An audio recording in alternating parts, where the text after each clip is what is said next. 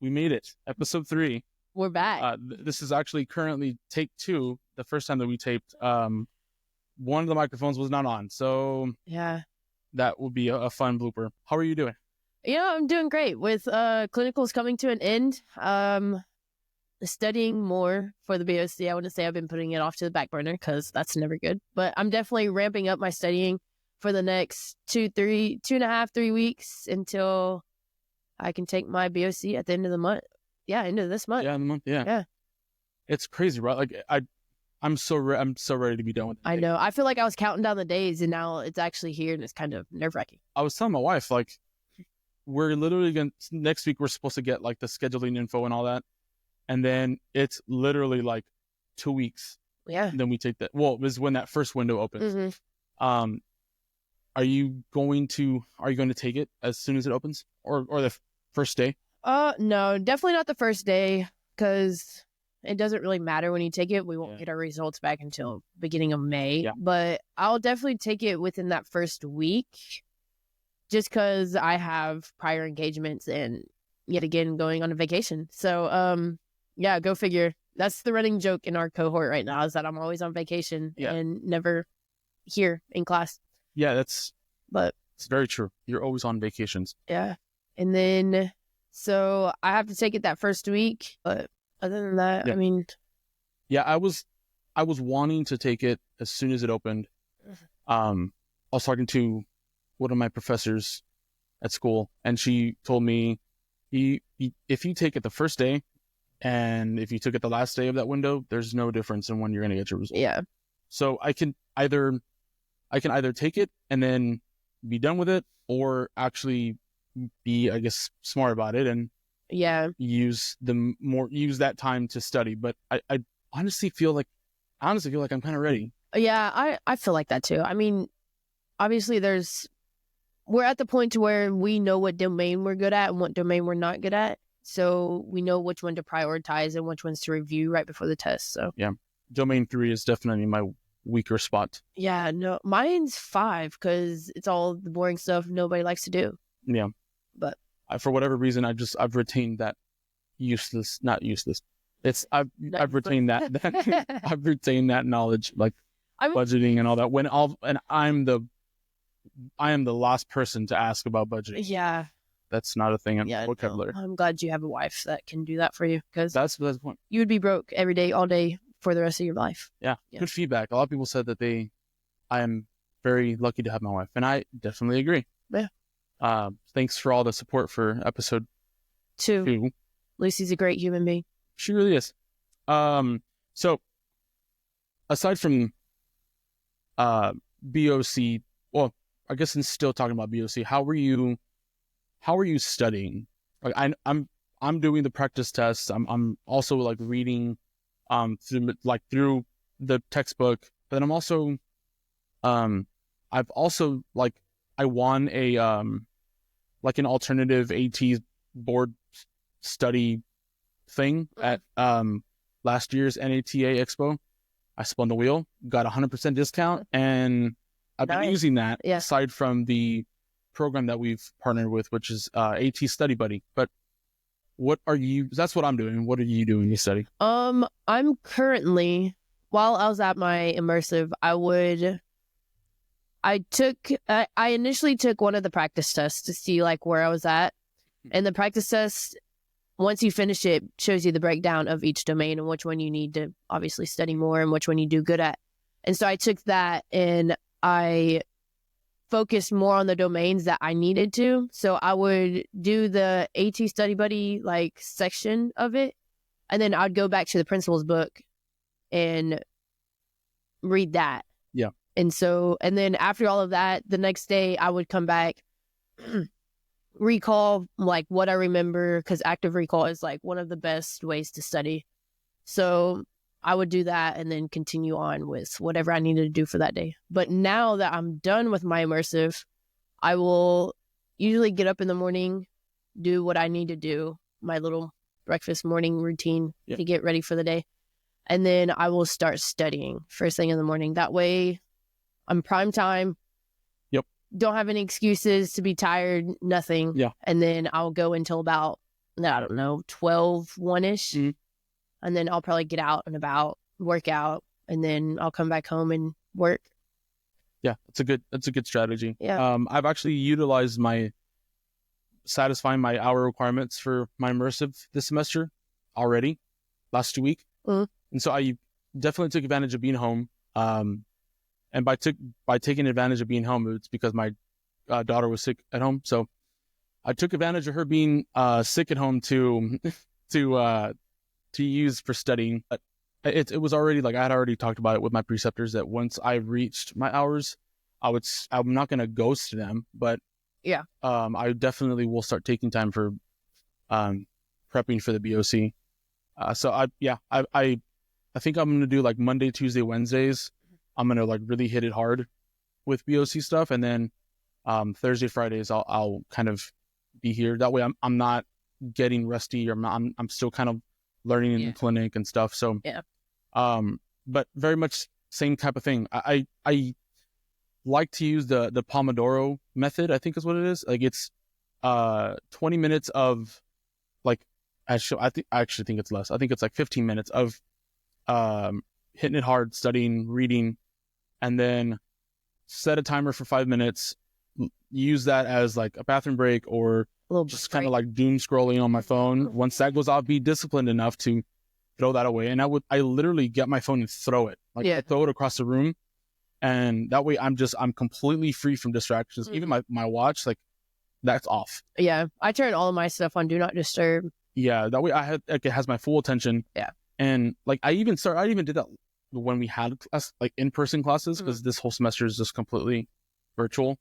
But even when we were on campus like that, I would definitely use that.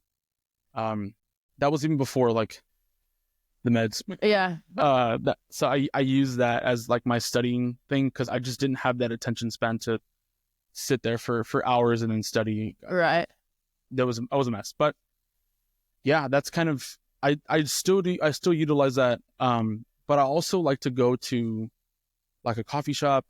I definitely like if you have them, if you can get them noise canceling headphones. Yeah. Those are like a game changer. I didn't realize how great those can be, especially for somebody who like suffers with attention stuff.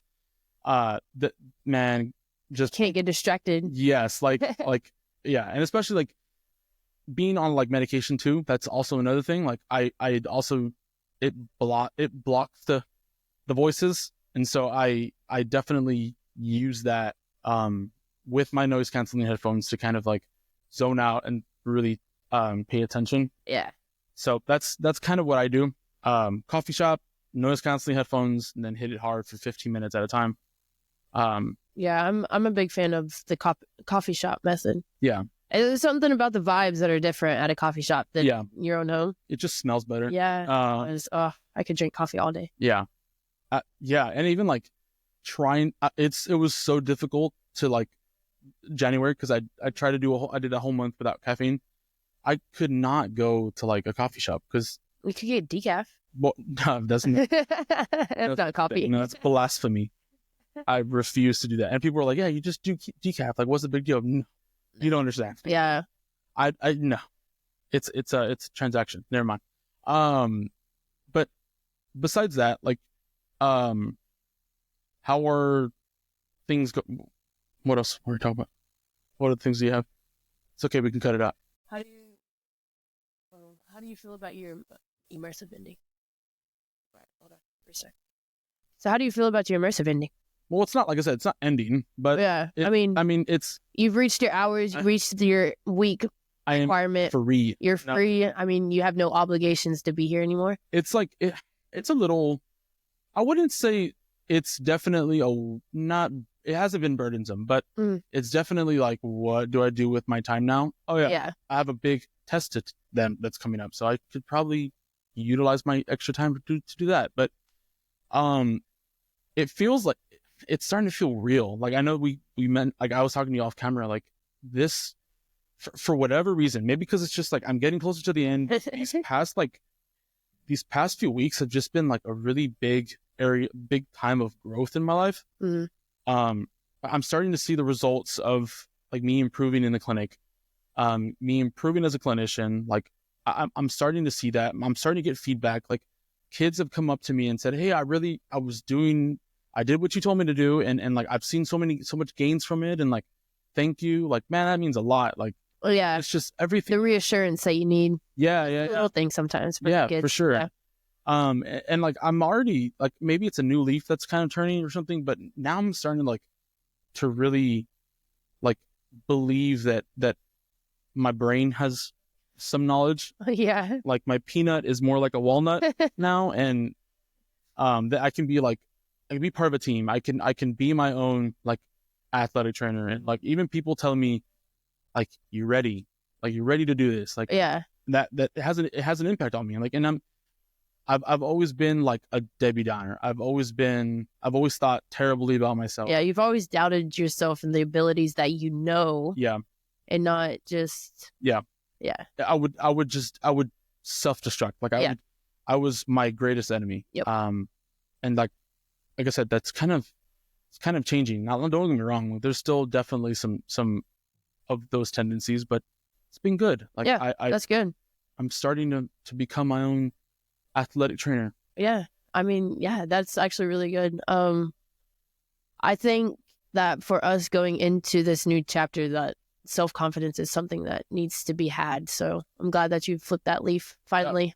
Yeah, I'm sorry. I didn't realize that we were chasing a squirrel. Yeah, we definitely chase that squirrel. Okay. How are you? It's good. How do you feel? I feel good. I mean, I'm ready to get paid for our services. That's yeah. My immersive though, all in all, was a fantastic place to go. I love the school, love the admin, love my preceptor. The kids were great. Yeah, I mean, all the kids were. Whenever I told them that it was my last week, they're like, "What? You're not coming back anymore? Why? I thought you worked here." I was like, "No, I do not work here. Yeah. I do not get paid for this." I was like, "I come to help y'all guys for free." But with, I wouldn't say free because you're getting paid with knowledge. I understand that. But that knowledge won't pay my bills at the end of the day. And I'm grateful for the experiences that I've had. But I'm ready to be on the other side. Let's just put it that way. Yeah, I think we both are. But yeah, I will say this. There has been like a change in them though. Because at first you're like, nah, high school sucks. And like, I'm like, oh, okay, well just give it a shot. Like you'll know until you're there. And I mean, I was at a high school before. Yeah. But that high school experience was completely different than it was here now. Like, it was just completely different. 180. The high school that I was at before just, I wouldn't say didn't have the relationship with the kids that they have now, but they didn't really need, the demographic there was just completely different. Yeah. If you know, you know, it was just completely different than what is. More fortunate. Yeah. Just more fortunate people there. Yeah. Financially fortunate. Yeah. We'll just leave it at that. More resources. But yeah, so the kids that I see now actually come in because they're hurt and need some guidance on how to get better and want to stay in their sport. So I appreciate that. And they just treated me as one of their own. So it's nice to feel that way. Yeah, that honestly makes a difference. Like me being at my site, this is actually where we're filming. It's a super breath of fresh air. Like it's actually air that I've never had before. I've never been in an environment, or I've never been in a setting where like we have coaches support, and we have player support, and like players and coaches and administration, like they appreciate everything that we do. Oh yeah. And I mean, granted, they don't see everything we do, right? Which is, you're not gonna ever get that, or you're not always going to get that. Let me rephrase that. But like it's to be seen, to be appreciated, included, like heard. It's been really good, especially like as a student. Like you can tell that like our preceptors really do want us to grow. Yeah. And like they want us to grow so much that they're willing to invest and give time, like, and give themselves like away to making sure that we're like getting the help we need. We're getting the feedback that we need to get. just not to make themselves look good, but to also ensure that we can become pretty decent athletic trainers. Yeah. Like, and me going back to like how I would get the way in my own way. Even with like taping, I got critiquing of taping, and like I remember telling my wife, like, I feel terrible. Like I feel like I'm such an imposter because I can't tape without wrinkles, or I would just get super down on myself about that. And so I took the time, I invested into taping, I invested into other areas where I knew I knew I liked the shoulder, and I knew I liked the hip, and evaling those, like, and sometimes it even takes like you kind of looking dumb in front of kids. Oh yeah. But everything's a learning moment though. Yeah, and they're also kids. Like, yeah, they don't know any difference. Exactly. So like you may think you look dumb to the kids, but to them they're like they don't even know the right from the left. They have to go. Yeah, exactly. But yeah, like it's been a really good experience. Like I'm super fortunate. I'm super appreciative of my preceptors from being here, which we'll actually hear from later on. A little later on. Yeah, it's been really good. So without further ado, we're going to be interviewing my preceptors, Chad and Amanda. They are athletic trainers in San Antonio at MacArthur High School. I've been with them since the fall. Yeah, a whole year now. A whole year, almost. Full year. Yeah. I asked to be here in the fall. I knew it was. My clinical coordinator told me, like, are you sure that you can handle this? Because they have mighty high expectations, and this is one of the best like programs that we can send you to, and I don't want you to crash and burn, basically. Crash and burn. Yeah. And it's been really good. Like, it's super challenging, but it's definitely been really good, and I'm definitely appreciative of that. So without further ado, let's kick it away to Chad and Amanda. All right, Chad and Amanda, welcome. Thanks for coming on the show. As we mentioned before, Chad and Amanda are athletic trainers in the San Antonio area, and they just also so happen to be my preceptors for my clinical experience. So, welcome. Thank you. You all want to introduce yourselves, give us a little background on who you are, why you're doing what you're doing. My name is Amanda Boyd. I'm one of the athletic trainers here, and I've been doing this for about 15 years, and I love it. It's great. Well, go ahead. Chad? Chad Sutherland. I'm the other athletic trainer here at MacArthur High School. I've been licensed since 1999, so you can do the math. I guess that's 26. 25. Okay, then there we go. Perfect. I'm not good at math. I tape ankles and hand out water bottles for it. That's all we do, apparently. Yeah. Exactly. That's all you need. Well, I was born in 95, so you were taping ankles when I was in diapers. So, what kind of got you to want to do athletic training? I other than loving sports and stuff like that, there has to be something that triggered that desire. Yeah, for me, I didn't know what athletic training was to begin with. Didn't have it in my high school, so I never really got the chance to do it then. But I got injured in high school and didn't have anybody to take care of my injury. I hurt my knee. I had to go through surgery, physical therapy, had to have orthopedic surgeon, of course, work on me and stuff. And I knew that I wanted to do something along that line. And then it wasn't until college that I kind of took a look at some of the health professions that Incarnate Word offered, and athletic training kind of stood out to me. And I thought that sounded fun and kind of encompassed everything I wanted to do. And sure enough, it was the right choice. Nice. So kind of along the same lines with Amanda, in high school, playing baseball and soccer and basketball, everything like that, just getting beat up. But in baseball, I ended up hurting my low back, not knowing exactly what it was. My coach got me with a physical therapist, and I thought it was pretty cool what we did and what he was having me do. So going into college, thinking, okay, physical therapy, that'll be it. My first year of college, I had some fun, and my advisor said, physical therapy is not really in your future. Yeah. You need to look at something else. He said, what else? would there be? I said maybe athletic training or coaching, not really knowing what athletic training was. He said I'd seriously look into that. No, like seriously look into that. And so I did, and kind of said athletic training, that's exactly what I wanted to do. Be with the athletes, see them get hurt, or not necessarily see them get hurt, but be with them, help them get through that injury, and then eventually seeing them back on the field or court or whatever. Yeah. Did you have an athletic trainer in high school? No, not at all. Awesome. Amanda, did you? No, I did not. No, I didn't either.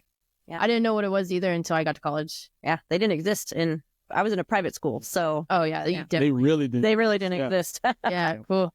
Did y'all ever see yourselves like out of high school, or did you want to do different setting?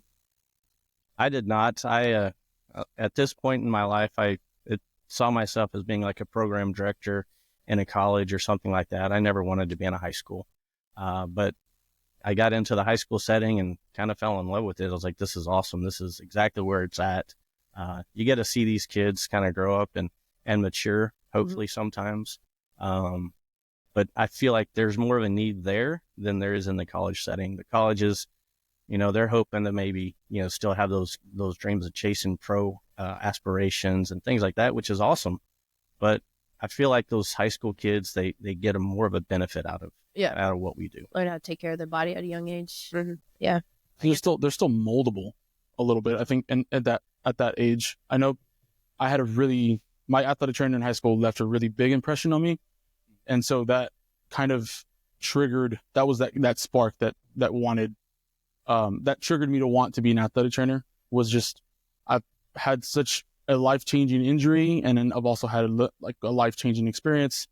And I kind of want to be that light for people. And I think that's kind of, high school is that prime spot where there's still, yes, there's some that are already set in their ways, but there are also some that are still able to be moldable, and you can still make a big impact on their lives. And I think that's the reason I think why I at least want to do it. And I think y'all kind of have that same idea, which is great. I think we're called to be athletic trainers in high school for a reason.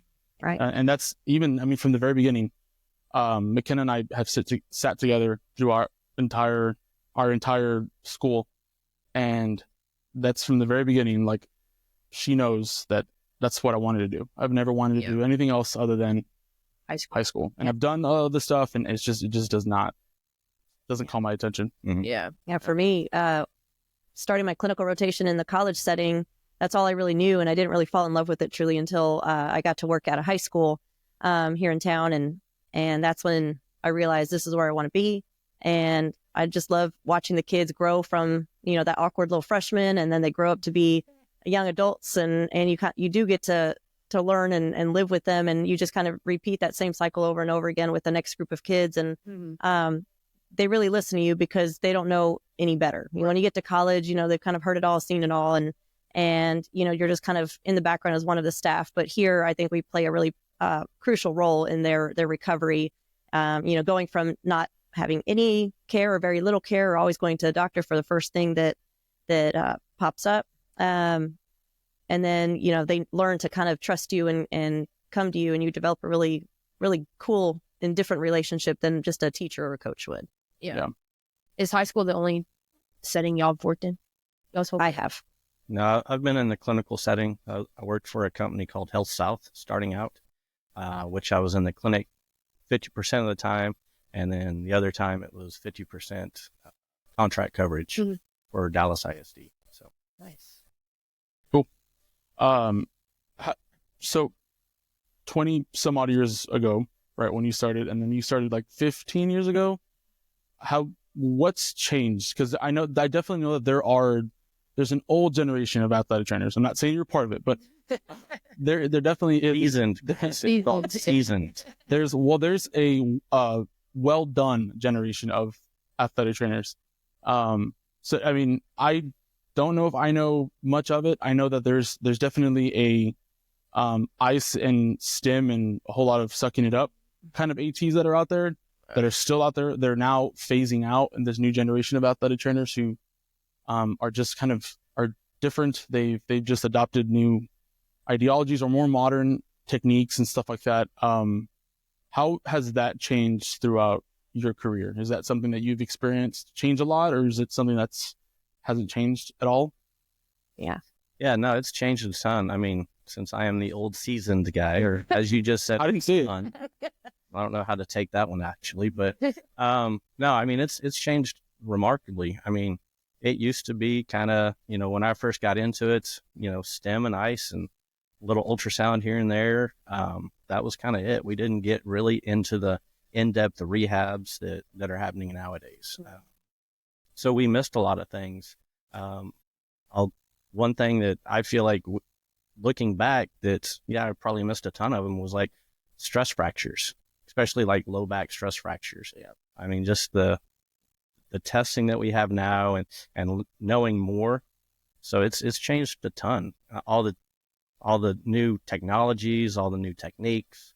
Honestly, the education that you guys are getting is far more superior than what I ever got. I mean, mine was just the old internship, which it was hands-on.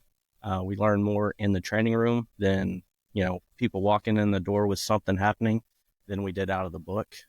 Now we did learn it out of the book, out of the Bible of Arnheim, but that's what we had. So. Yeah. The treatments have changed, kind of going away from, we do this just because we've always done it before. Like everybody always ices, ice for 20 minutes, but then we start looking at more evidence-based practices. And it's like, well, let's just kind of delve into why we are doing the things we've been doing for so long and realizing maybe some of the things we've been doing with these kids isn't based on anything that's really been proven. And so as more technology advances and research methods have advanced, we're finding better ways to take care of kids. And it's far different from when I first started. And especially like what y'all get to do now, a lot more different types of modalities than we had access to when I first started, dry needling and red light therapy and all these new things, BFR, all these things that medical field's constantly changing and evolving. Concussion treatment has changed drastically since I began, and probably more so with you. And yeah, so it's changed a lot as far as treatment goes. Kids are kids; they'll always kind of be, a certain way, But for the most part, I would say that technology is one of the biggest changes. Yeah, there definitely is a large, not a large difference, but there definitely is a difference. I mean, there's seeing my athletic trainer from high school. Part of me thinks like, there's no way that this might sound really bad. There's no way that you know all this stuff. Like you there's so much that like we've learned and stuff. And I mean, I know that it's evolved and we've taken on new technologies and modalities and stuff like that. But I do think that in my experience in high school, he was very much like an older school, just ice and stim. That's kind of it. And just stretch and all these things. There wasn't a whole lot of other modalities or stuff that was used. But also because maybe when he went to school, there wasn't any of that. That technology wasn't being adapted yet. And that's kind of all they knew what to do. And so part of me feels like the older generation of athletic trainers, it's not that they're not more, it's not that they're less or more useful. They do know how to do with nothing. That's their job. Like, I mean, like Chad said, like you'll have to learn out there in the wild, but instead of us, mistakes. Yeah. Instead of us having that opportunity. In this room, there's probably equipment that's older than you are. So, I mean, it's what we're comfortable using, so to speak. Yeah. I mean, the little stem unit right there, I think that's a 1999 model. Yeah. If I'm not mistaken. But yeah, I mean, it's what we're used to and it's what we're comfortable with. That's going to do the same thing as a lot of stem units, but it doesn't have all the bells and whistles that they all do now. Yeah. So it's just learning and adapting to what else is new. Like Amanda was saying, like dry needling, cupping, even though that's not a new technique, it's just something that came around. I feel like every 4 years you find something new after the Olympics comes out. Yeah. But that's just me. It's the latest and greatest, and everyone wants to try to use that. So it's just adapting and keeping up with the times. So I think athletic trainers, We're in a classroom. I think athletic trainers do a great job of staying abreast with the latest trends of things, especially in the medical community and treatments. We're always trying something new because a lot of times we don't have those budgets that can, purchase all this or go to all this training. So you have to try to figure out those things on your own. Yeah. How do y'all feel about the athletic trainers now having to get a master's?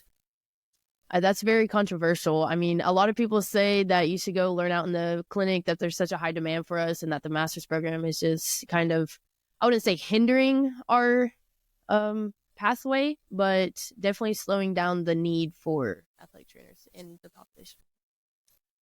Go ahead. Well, I am one of the grandfathered people that did not have to get a master's. So I graduated with my bachelor's, and from that moment, I never really felt the need to get a master's at the time, because what I wanted to do at the level I wanted to do it at, where I wanted to do it at, it really made no difference. I still knew the same stuff that somebody with a master's knew too. That being said, I mean, I have nothing against the master's program. I don't know. For me, I liked less school, not more school. So I get that. I wanted to just get out there and get a job. But honestly, if it helps the profession move forward and be more advanced, and more people even take us seriously because you're coming out with a master's, I can see the benefit in that.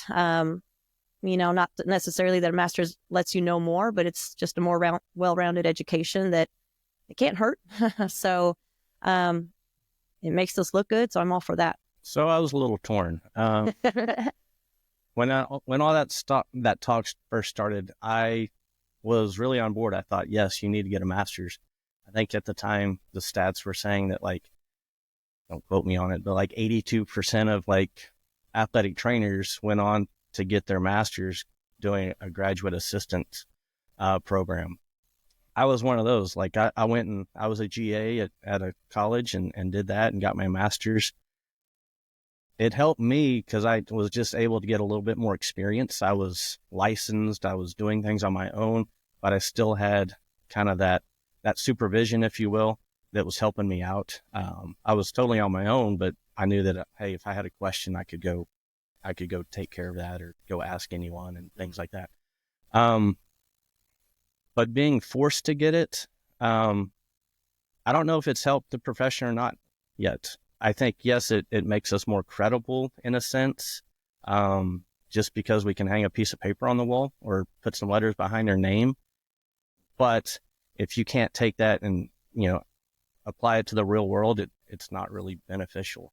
I know the big part is, if you're getting this advanced degree, graduate degree, then where's the monetary return on that? Right. And that's the big hang up that I have right now. It's that, I feel that people aren't pushing our organizations and things like that aren't necessarily pushing and helping us to get those better paying jobs and salaries.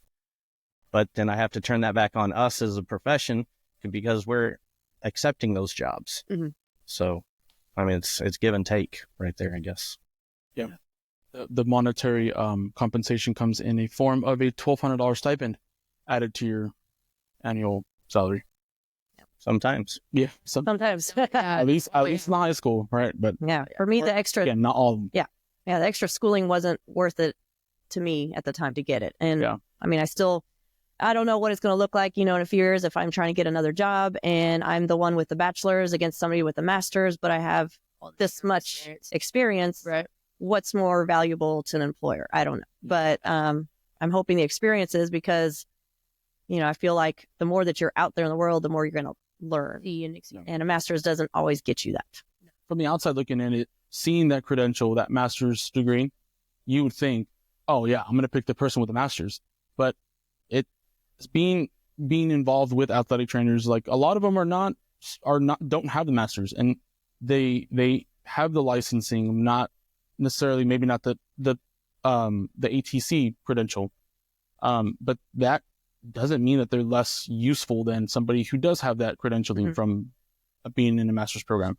I mean, I've seen it personally. Like there's not a whole lot of difference with that, because people that weren't grandfathered in, or that older, I guess I would say that not seasoned, because it's not even seasoned. Sorry. Okay. Let's just say people that don't have masters are I guess part of the seasoned generation. It's not having the masters can come off as like not, like I said, not knowing a whole lot, but that's not necessarily the case. I think the curriculum has probably changed, and a lot more was crammed in with the whole licensure testing and the 4-year bachelor program, and that kind of being enough. I feel like maybe more was crammed in then than there is now, and maybe now we have more time, but I'm not too sure how that goes. That's just my assumption from somebody thinking about the outside looking in, at least. I don't know how the curriculum has changed. The curriculum has changed? No, I don't know. I have no idea what it was like whenever y'all were. I mean, there's a lot of stuff that you guys come out of school knowing that I have no idea what in the hell y'all are talking about. When you say some of the stuff, I'm like, I don't know. Let me Dr. Google that. And so, I mean, that's SAM. I know. I don't want to say that like we got out with like the bare essentials, but I mean, we got out with enough to get us past that test. What you needed to know. It's like a lot of nuts and bolts. I feel like it was a lot more nuts and bolts and just rote memory, like anatomy type stuff, and learn cranial nerves and everything. You know, like you went out with the stuff that you knew you were supposed to like just handle right away, like anatomy, injury evaluations, modalities. But now I feel a lot of it is just kind of theoretical, research based, like fluff. I'm not doing that ever on a regular basis, Yeah. I mean, whenever I took the test, and if anyone seasoned is listening to this, they can understand this. I mean, it was not on a computer. So we actually had to, sit down and take a written test. Then we had to go through a practical exam or an oral exam, depending on if it was a state test or the national test. And then the national test, you had to do a written simulation. So you had to highlight, basically it was a scenario. Mm-hmm. But the thing is, we had to talk through all these things and demonstrate all these things. We had to demonstrate, how to perform a Lockman's on the AC or on the knee.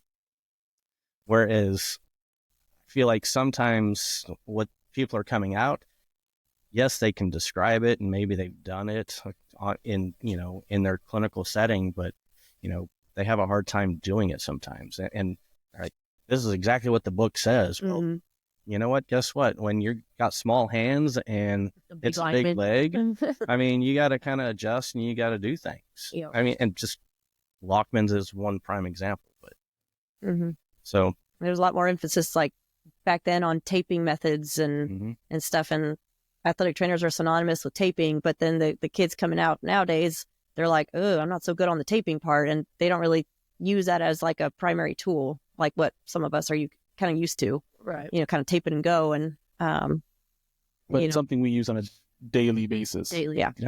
I mean, like you, Chris, I mean, you've got thanks, Chuck. Tremendously better from like when you first walked in, it was like, oh, we're going to need some work on this. And I mean, I know. Practice on me, just like every day. Hey, can I borrow your ankle? Hey, can I borrow your ankle? I'm like, and that's exactly what I did. I mean, we'd be sitting in the training room because we had to do so many hours in the training room or, on site or whatever you want to call it, work study. I don't know.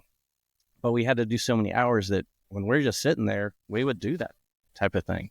Whereas what kids are coming out with today, it's, we did a day of taping and we got principles of taping. I think we did like 4 weeks of it. That was it. About it. Wow. Yeah. Crash course. Haven't touched a sentence in any of them. Yeah. And a kid walks in and you're like, oh, I've never done that tape job in my 4 weeks. It's like it has to walk through the door and you have to. That was our first month of grad school. Learning how to tape all these tape jobs and then never went back over it. And unless it was in our crazy. Yeah. And then we kind of touched on it at the end, I think, or something, or the beginning of like the next semester was like, all right, everybody grab an ankle.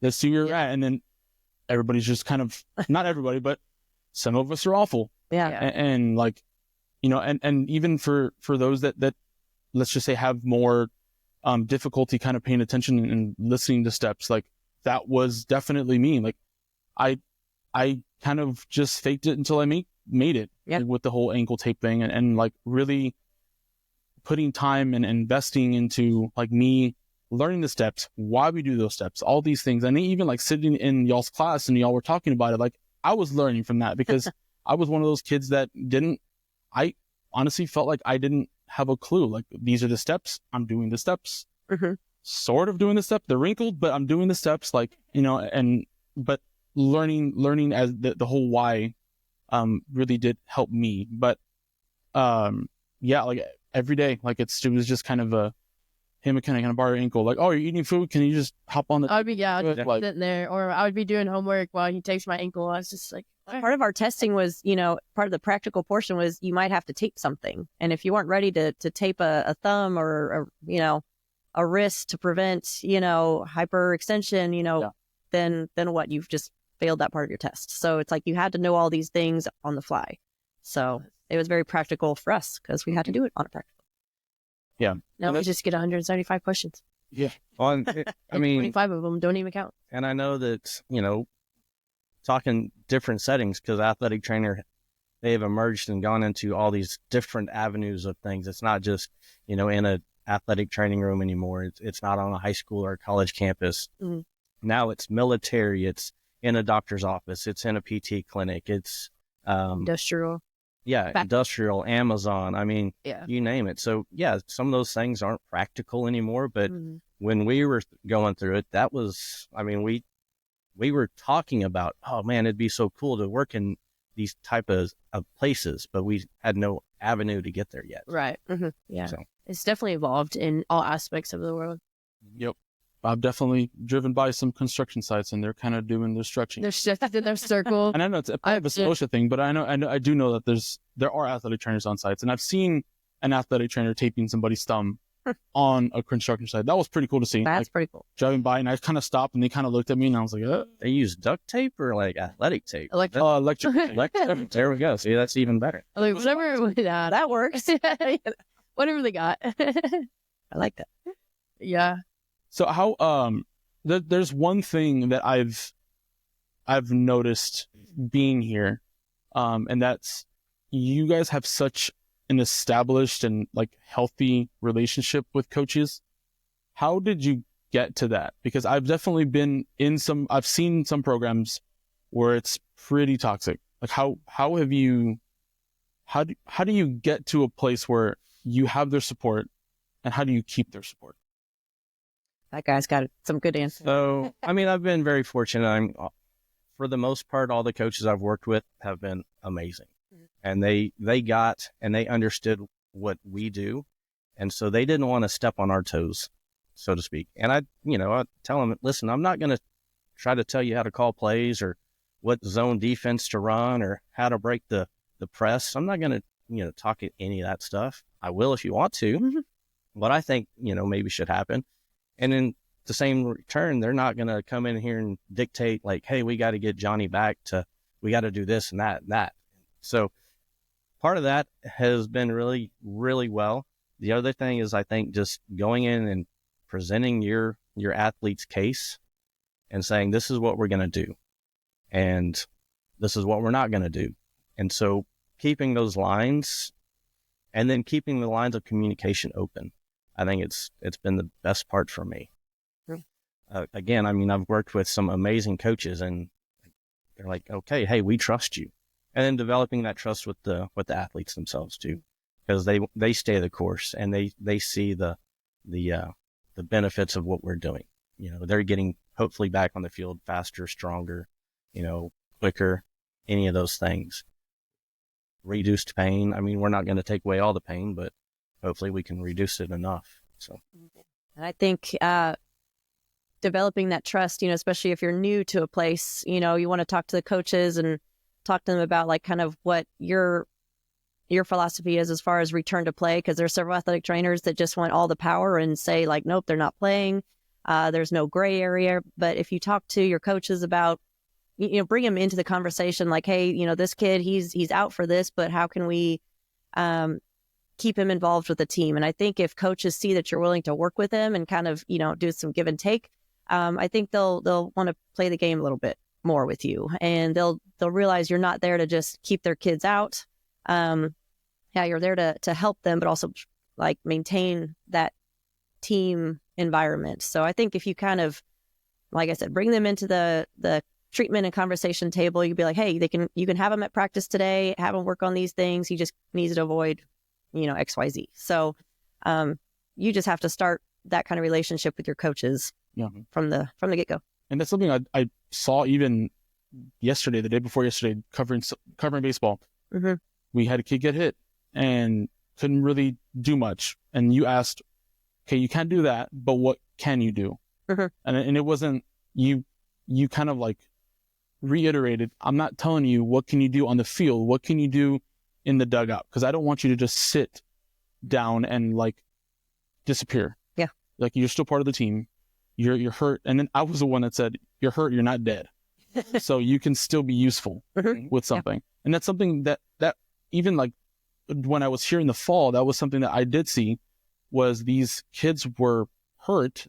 And y'all still made them do stuff. Mm-hmm. They're hurt, not injured. They weren't hurt.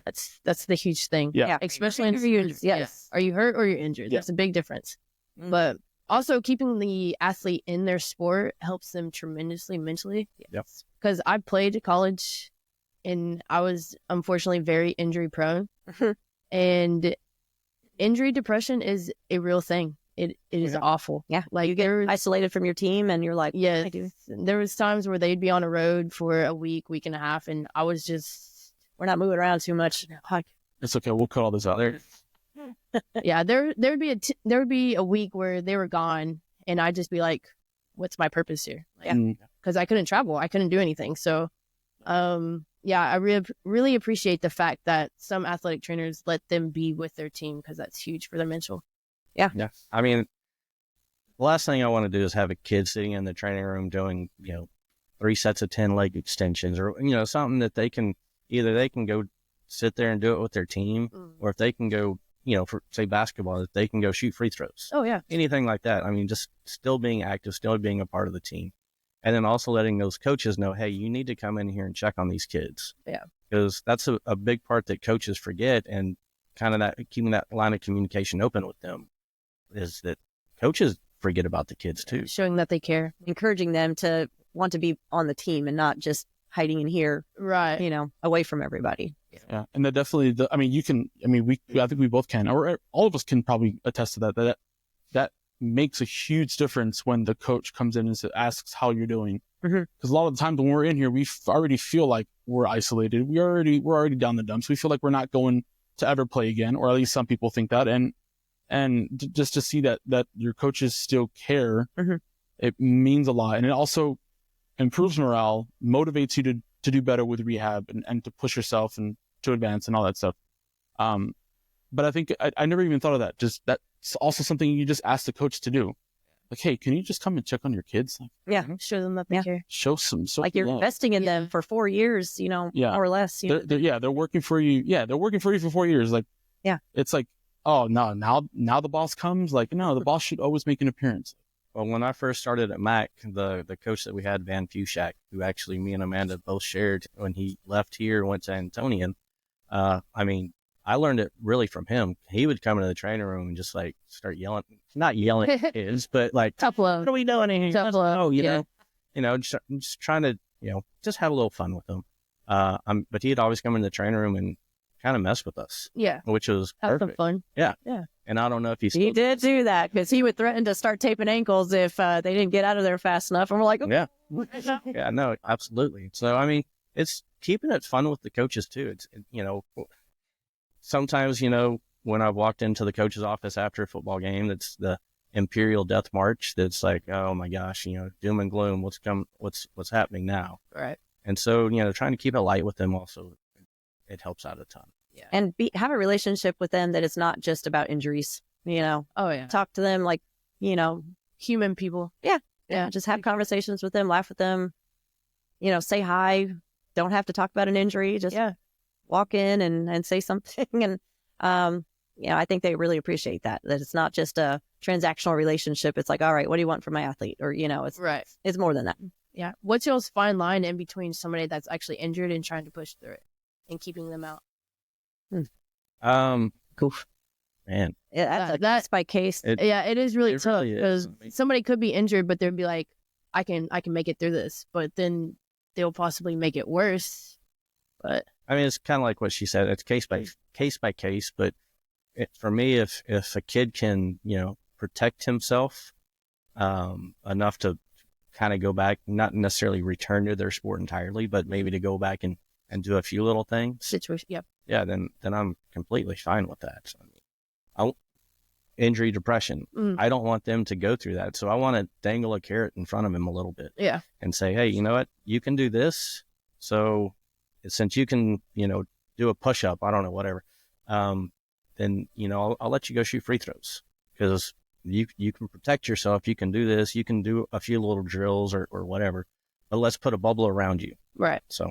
Yeah. And with that same little baseball kid, you have to kind of determine their willingness to participate despite being hurt. And a lot of them don't know that they can participate despite being hurt. And so it's having to remind them, and show them, hey, you can be successful even when you're hurting. So you kind of have to judge their willingness to step out of their comfort zone and kind of encourage them like, okay, I know you're hurt, but why don't you get out there and warm up? Just see what you can do. And if they have success during warm-ups, they're more likely to want to do more during an actual game situation. So that's kind of what I try. If warm-ups are okay, I think you're okay to do some.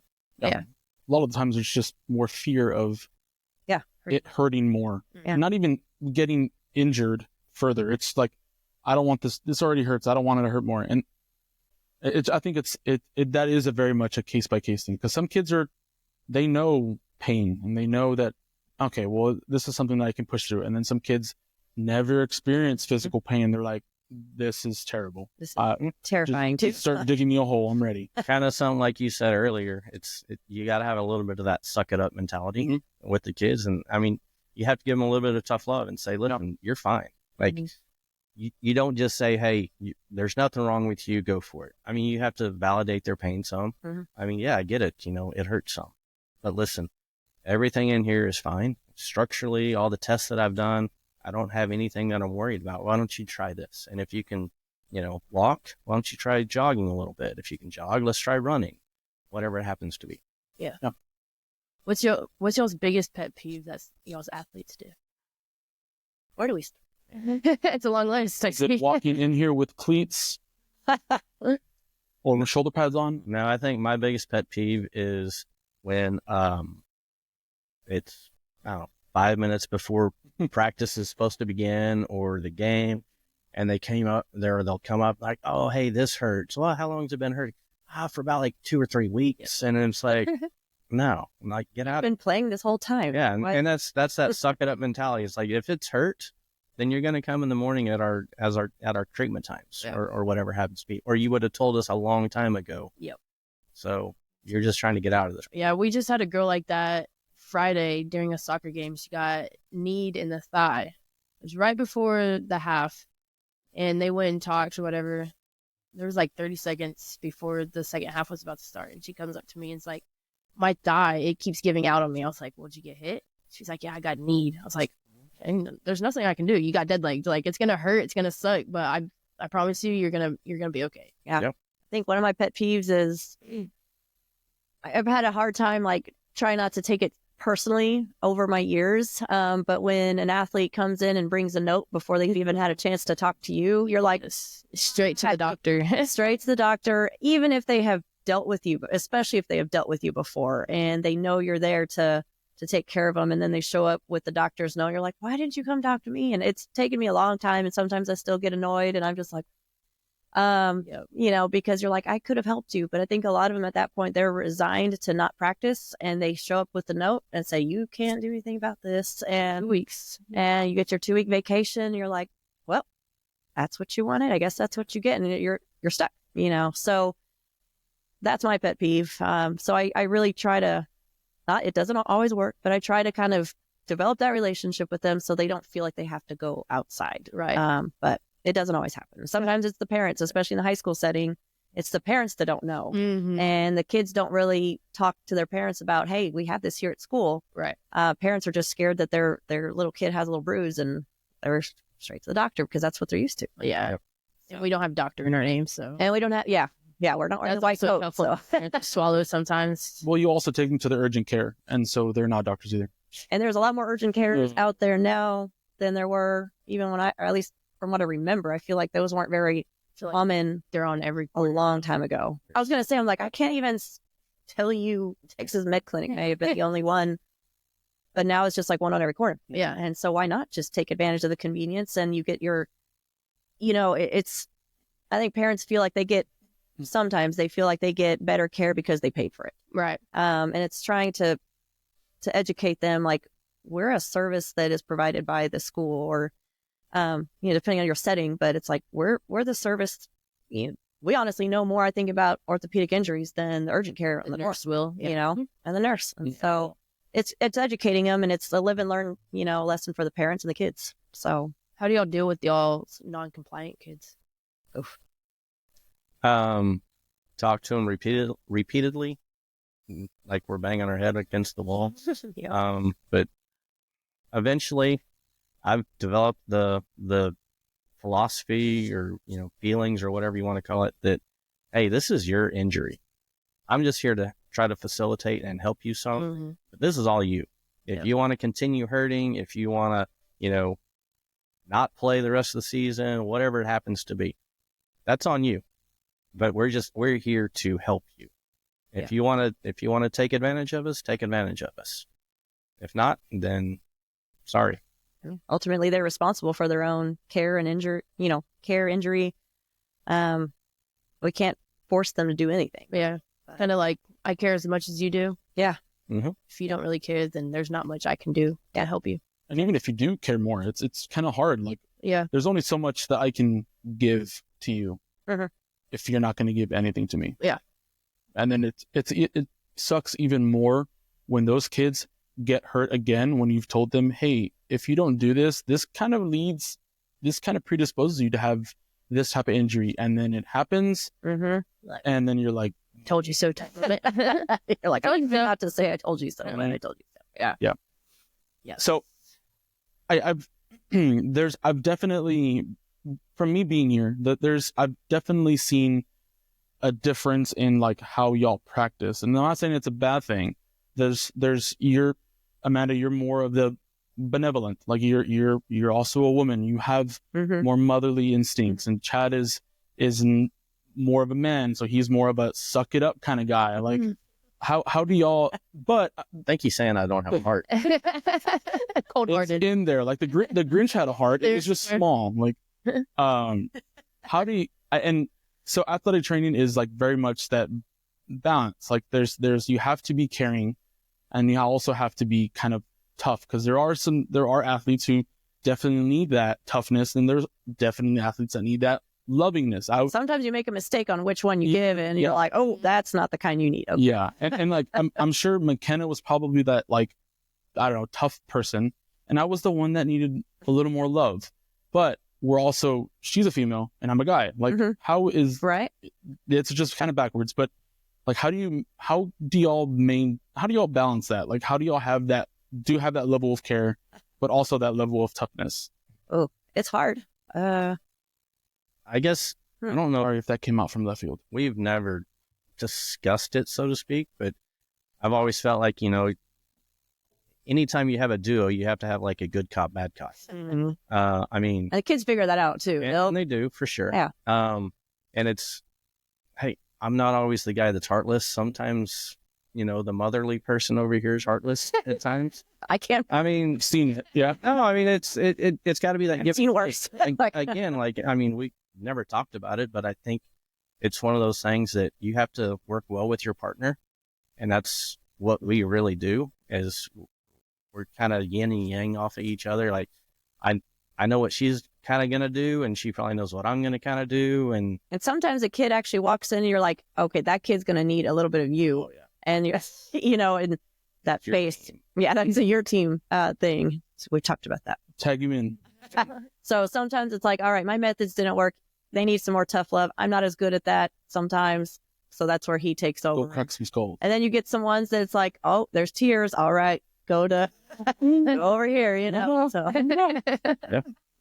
because he's like, I don't do crying. I don't do crying either. I just like, what am I supposed to do with you? Like, Yeah, I don't know what to do with my a hands. pat on the back. Sometimes I'm like, all right, we're bringing it in for a hug.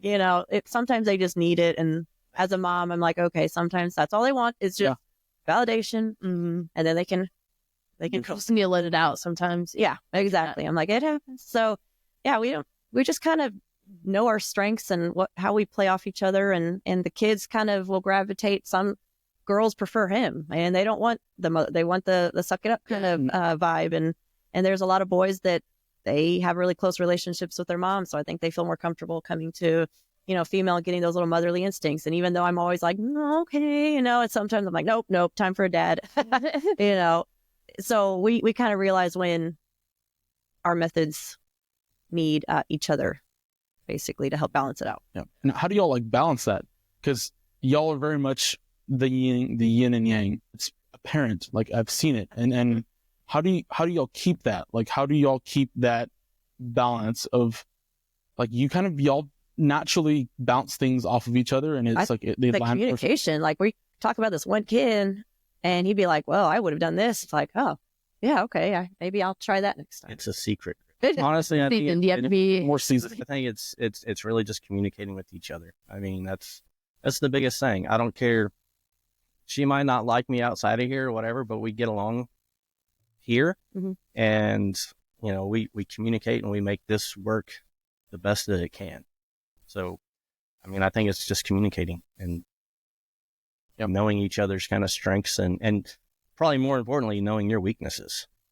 Yeah, and recognizing when I know I'm kind of stuck, or something's not working, I'm like, that's not my forte, so he's got it. And sometimes I can have him but it's a team approach with each athlete. It's not like a mine or a his, and there's some kids that will start kind of off with me and then kind of gravitate towards him, and we take care of them seamlessly, or we try to take care of them seamlessly no matter what. So do y'all both see like same sports, or do you have your own sport? You have your own sport. Whoever comes in can first come, first go. We are both in this misery together. Nice, solid. No, I have never believed in that whole like, hey, you're gonna work these sports and I'm gonna work these sports. I think in this setting that is really, really tough to do. Yeah. I mean, I think you're gonna burn yourself out, trying to just take care of that one team, because man, that's tough. But I think when you can balance it out with each other, like I said, each one gets to deal with the misery somehow. So. Yeah. And, the kids will become familiar with both of you and be willing to go to either one of you for help, and not be like, oh, I don't know that person because they never cover my games, I can't go to them. That doesn't help the athlete any. So it's like, you have to show that you're both there for the athlete. Yeah. Because I know at my clinical site right now, we actually have 3 athletic trainers, 1 at the junior high and then 2 at the high school. But the head takes care of all of football by himself. And then he has track and soccer in the spring. But the other one takes care of volleyball, basketball, softball, and baseball. And that's all they do. I mean, they'll help out with each other, like here and there. Like, say someone needs to go in the afternoon, they'll cover the sports on campus that day. But like, most people know, like, if you're in this sport, you're going to this athletic trainer. And I just was curious to see what It might work, Yeah, I'm not saying it couldn't. I personally think that that's how you're going to develop burnout. Because if you're in that scenario, if you're the one taking care of volleyball, basketball, or did you say baseball? Baseball and softball. Yeah. So that's pretty much all year long. Or is that other person is doing football and then track. Yeah. And soccer. And soccer. But I mean, I just feel like you're going to get burnt out. You see the same injuries, the same, Yeah. same types of injuries maybe, and you're just like, oh, and each team I would say has its own chemistry, Right. and they'll have different chemistries with each of us. And so I know like sometimes I feel like chemistry with me in a male sport tends to be more funny because guys are just typically funny, and I'm like I bounce off that really well. Like if they can make me laugh, it's funny. And then there's some teams that are just real serious and stuff, and it's like, well, if that's my sport, but we don't really jive together, then it just kind of gets awkward. So, Yeah. Spread it out so it's not just the same thing all the time. That's what I like. How do y'all feel about having to teach? Oh, well. Next I know question. at my clinical, they don't teach. They don't teach at all. So they have first period athletics. After first period, they have obviously second and third, and then fourth period athletics at, I don't know, it ends at 12, and they get to go home until 8th period. And then they'll cover 8th period into afternoon practices, which is usually over 5:36, and then they're done. Yeah. So I just reached my 300 hours at the beginning of my 8th week of my immersive. Yeah. I think Chris hit that in like week 3. Yeah, that's what we're talking about. I feel like. I mean, I never went to school and never got into athletic training to teach. But I will say it's been, I don't want to say rewarding, but it's been okay. It's not terrible. Luckily, I'm teaching sports medicine, so it's something that I am fairly familiar with. If I had to go teach history or something else, like I would dread life and I would look for another job. But at least, I've been able to help develop the curriculum that we've done here and stuff like that. So it's been fun, and it's been, somewhat rewarding, but you get to see kids in a different light than always coming in here needing something. Right. You get to go in there and talk to them and just have fun with them and maybe explain a little bit more than what they're doing. I mean, we try to teach them how to tape an ankle, and that's pretty comical. I mean, the first day it's just like, okay, let's try to tear tape. Yeah. And that takes all of an hour to. There's a lot of kids that can't tape. Oh yeah. We take it for granted, but I mean, it's just, little things like that. I mean, it's been fun teaching. If I didn't have to teach, would I miss it? No, not at all. But, it is what it is. And I know I try not to make it more of a hassle on my life than it is. So, I mean, yeah, it's probably an easier class than what it is, but they do get material out there, and we do try to teach them a little bit about sports medicine and the body and injuries and things like that. Yeah. We'll kind of finish it up. But thank y'all for being here with us. We appreciate y'all taking time out of your day to talk to us and kind of give more of an insight to the world of athletic training as high school athletic trainers. But being that me and McKenna are soon to be graduates, we're out of here fairly soon. What is some advice that y'all would give kids in our students in our situation? I was about to say, I'm not a kid. Yeah, you are. I'm not a kid. First, I would say breathe. Like, just take a step back. I've told you, we've had this conversation. You feel like when something walks through the door, you have to have an answer for them right away. And I think it can really kind of weigh on you because you start realizing your weaknesses. You're like, wait, did I do this test right? And you start wondering, like, am I missing something? And it can really wreak havoc. At least for me, being on my own right out of college, that was my biggest fear, is being wrong and not knowing something. And sometimes you're just not going to know it all, and you're not going to know it right away. So my biggest piece of advice is just to breathe, take it easy. You talk to the kid, take care of the kid, and then come back, the next day and check in on them again. And you can have your time to kind of go over some stuff you may have forgotten in the stress of the moment. It's like, okay, well, I don't have an answer for you today, but let's talk tomorrow, and just take it easy, take it slow. It doesn't have to be, you don't have to spill all your knowledge out to this one kid in one sitting. Yes, I like that. Mine is take advantage of the networks that you have and develop that even larger and larger and larger. I mean, I was once told by my mom that it's not what you know, it's who you know. But then she really said, you need to know the what first. But, those people that you know and that you meet and you interact with, they're going to help you out more than anything, whether it's, helping you get a job or it's helping you, take care of an athlete or a patient or anything like that. So work on those networks. Just that little group that you got in your class, like it's going to expand. They're going to know somebody. You're going to meet them. I mean, just work on those networks. Yeah, even coaches, sorry, didn't mean to jump on that, but, keeping a good relationship with your coaches, your admin, principals, counselors, like expand your world to not just athletic trainers, but to other people that can help benefit you in different ways, because you never know, you're going to be at another job and those coaches are going to talk and those admin are going to talk. And, what kind of face do you want to put out there?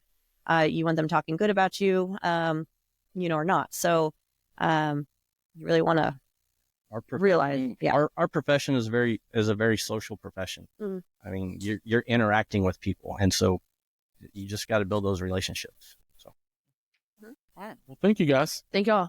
yeah, absolutely. It's been awesome. Thank you for having us. Yeah, Of course.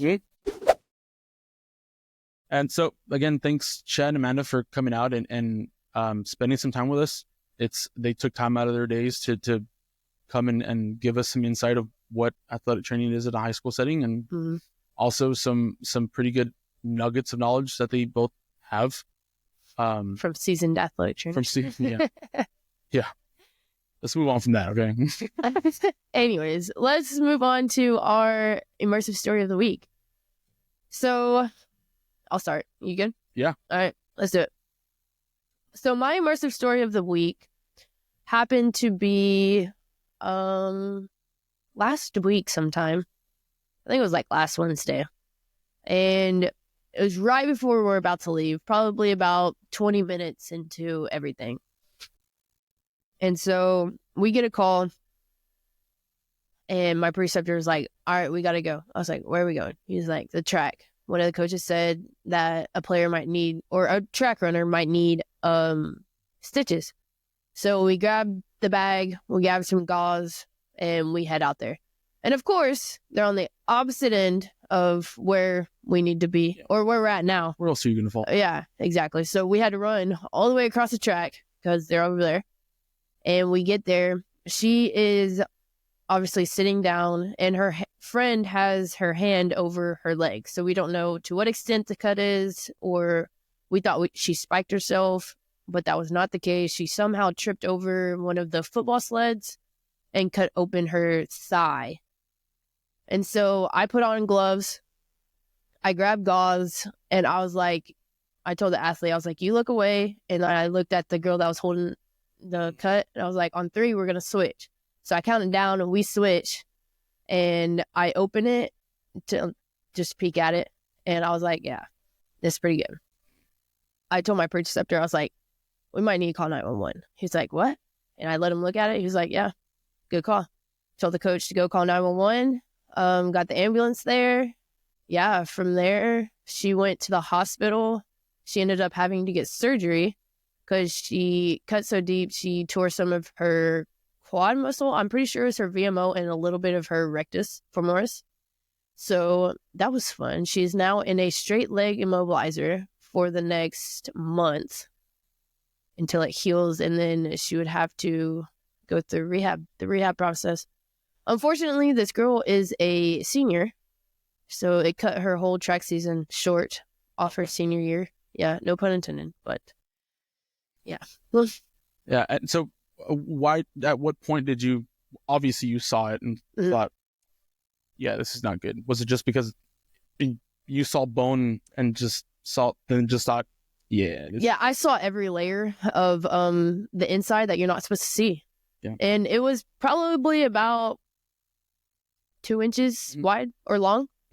And yeah, I wasn't bleeding that much because obviously there's not like any big artery that runs right there. But thankfully, yeah. But we knew that it required stitches and that it was not something that you can just throw a kid back into the back of a car to Yeah, that's true. transport. what was her friend doing? Like, did she already was she just covering it, or was she kind of giving some pressure? No, she was just covering it. Okay. It wasn't bleeding that much. I mean, there was a little dry blood on the outside, but it wasn't bleeding that much. She was just covering it for her sake, for her friend's sake, so that she wouldn't lose it or whatever. But the athlete was pretty calm in itself. Like, I was actually really amazed that she wasn't crying. She wasn't doing anything. She was actually asking about if they were going to have to pay for the ambulance or if the school was going to cover that. It's a very thing. So, yeah, she was definitely not worried about the cut itself, but she did ask if it got muscle, and we did have to kind of lie to her on that one just to keep her calm and cool in that situation. So no, it's just a flesh wound. Like, you'll be fine. You'll be fine next time. Don't worry about that. So that was pretty cool to see. Actually, that was my first actual like live situation that I've had to handle. Yeah. Nice. So my immersive story of the week. We have a soccer athlete. It's already. I mean, we're in Texas, so soccer's already coming to an end. Playoffs have started. Our team has actually punched their ticket. But nearing the end of it, she's in the training room, and one of the students kind of calls one of the athletic trainers here and says, "Hey, there's a girl, like, she's cramping, but she's like cramping on both legs. So I don't know if you want to come look at her. I put some heat on her legs, just to kind of get the cramping to stop." And so we went to go look at her. And she's sitting on the training table, soccer player. So, I mean, you can imagine she's got pretty well-developed quads and legs. And so we start going to like the whole evaluation process. Like, when did this happen? She complained that this happened last year, wasn't crazy, then started happening again, and kind of got to a point where she would push herself all the way up until she couldn't, and this week was like, I couldn't.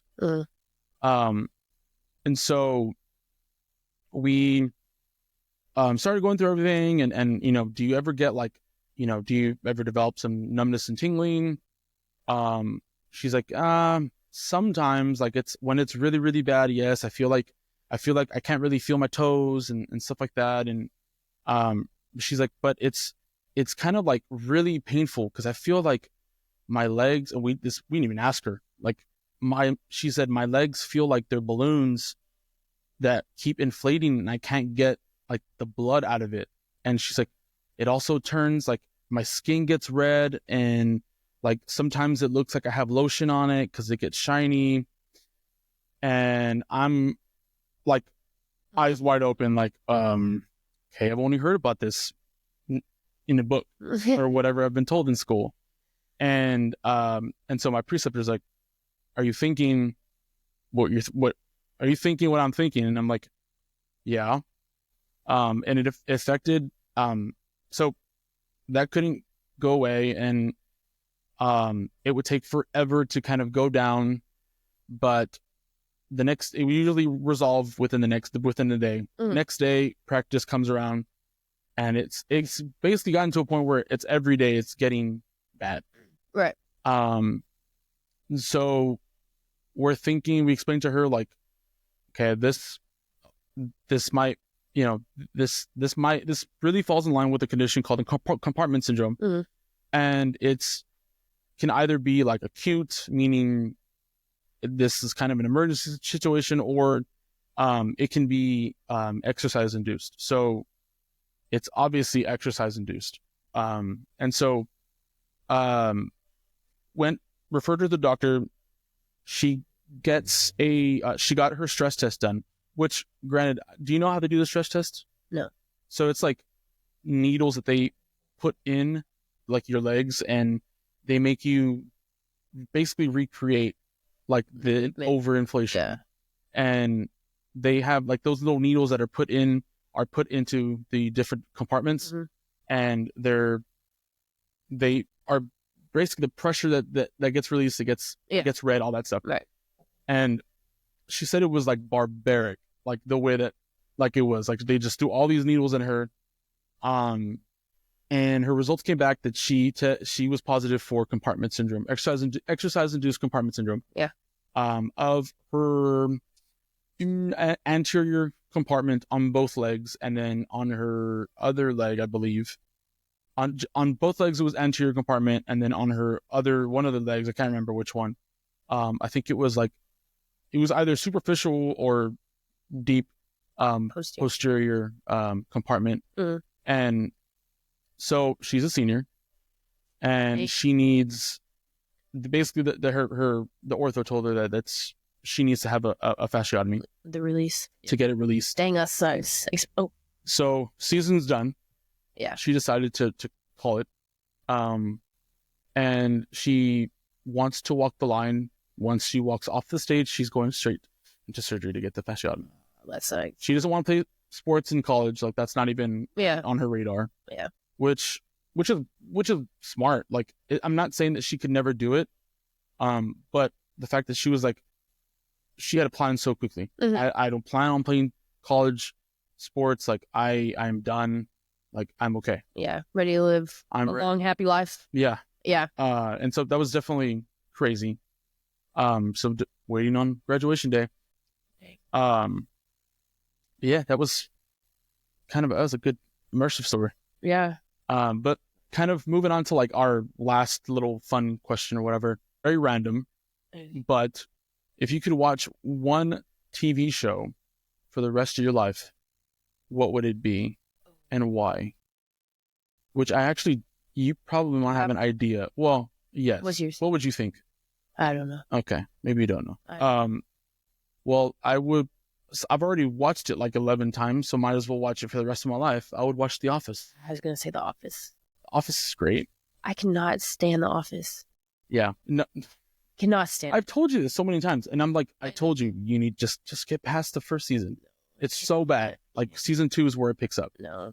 And yes, I love The Office. It is comedy gold. I actually have 2 that I could watch for the rest of my life. One of them is The 100 on Netflix. Never heard of it? Nope. Never seen it? Oh, wait. Watch it. Yes. It's about the kids that live in outer space, and they send some of them down to see if Earth is livable again. And yeah. Okay. Anyways, really good. Need to watch 100 on the Netflix. The other one that I could watch every day has like 8 seasons. I love it. Is Castle. Oh, like the crime show, right? The crime show. Okay. Yes, love it. Okay. I've already watched it like 3 times front to back. Have you ever seen House? House, no. It's a medical drama, whatever. He is extreme. He's, I think he's it's his thing, like his specialty. I don't know. He diagnoses people. People have like crazy, out of this world things that are wrong with them, and he solves them. It's like the Good Doctor, almost. Yes. He has another superpower, which is called sarcasm. Huh. So I love that superpower. I am very aware. Yeah, I love. Yeah, but you know what? Also, side note, I've been watching. It's called The Pit. Oh, that is a new one that just came out. Yeah, on CBS or something like that. Is it on CBS? I thought it was on HBO Max. Or it might be on HBO. I'm watching it on HBO Max. I've seen the previews of it. It's so good. Like, it's really, really good. And some of the stuff happens on the show, and I'm like, I already know what that is. Like, you know what I mean? Yeah. I'm definitely not lost. Like, it's really good. Really good. I recommend it. All right. Well, that's our episode for the week. We'll be back in a couple more weeks for episode 4. If y'all have any recommendations about what we should talk about, just comment below. Yeah. Thank you guys for watching. See y'all next time. All right. Bye.